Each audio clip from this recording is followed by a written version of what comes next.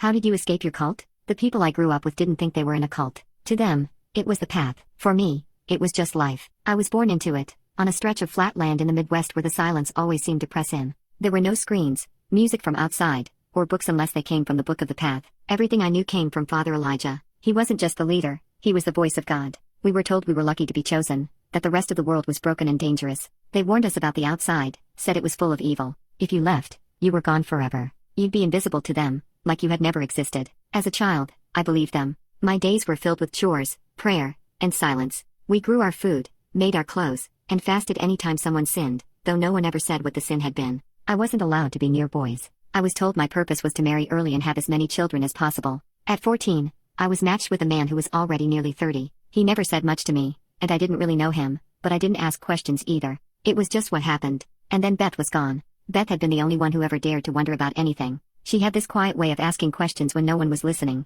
One night, as we knelt during evening prayer, she leaned toward me and whispered, "There's more out there. I've seen it." The next morning, she was gone. They said she had turned away from the path and been taken by the darkness. We weren't allowed to speak her name again. It was like she never existed, but I couldn't forget her. Years passed. I was 17 when they told me I'd be bound in marriage the next day. As part of the preparations, I was sent into town for the first time to help deliver handmade soaps at the farmer's market. Ruth and Micah, a married couple from the community, came with me to keep watch. While they argued with a vendor about prices, I stepped away. Only a few steps, just to breathe. Then I saw it. A tall building with wide glass doors. The public library. Something in me lit up. I walked toward it without thinking. Inside, it was nothing like my world. People smiled, moved freely, flipped through pages without asking permission. There was color, and sound, and something I hadn't felt before. Space. A woman at the desk looked up and asked if I needed help. I nodded. "Can I read something?" She handed me a book without hesitation. I sat on the floor and opened it. The words pulled me in so quickly I didn't hear Ruth shouting until she grabbed my arm. She snatched the book away and marched me outside without saying a word.